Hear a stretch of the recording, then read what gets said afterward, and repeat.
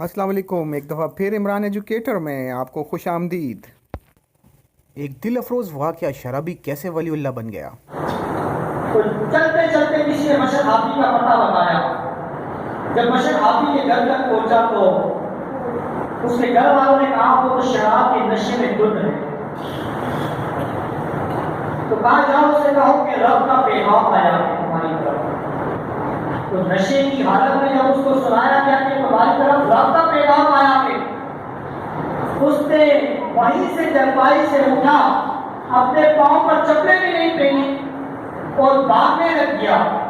عربی کے اندر حافی جو ہے پیر ننگے کو بولتے ہیں، جس کے پاؤں پر چپلیں نہیں ہوتی، اس کو حافی کہتے ہیں عربی کے اندر۔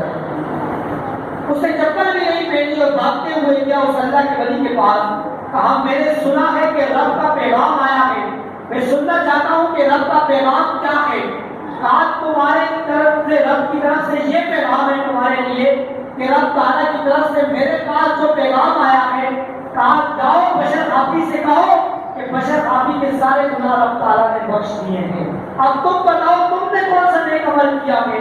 تو بشر حافی کہنے لگا میں نے تو کوئی ایسا نیک عمل نہیں کیا، لیکن چلتے چلتے راستے میں میرے رب کا نام جو پڑا ہوا تھا میں نے اسے اٹھا کر اوپر رکھا، ہو سکتا ہے شاید اللہ تعالیٰ نے تمہارے اسی کے سبب سے اللہ تعالیٰ نے تمہارے گناہوں کو بخش دیا۔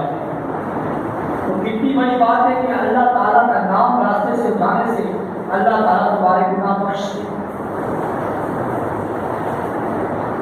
اور اس رات کو حضور نبی کریم صلی اللہ علیہ وسلم جنت البقیع قبرستان میں بھی تشریف لے۔ اگر آپ کو ہماری ویڈیو پسند آئی ہو تو لائک اور سبسکرائب کرنا مت بھولیے گا۔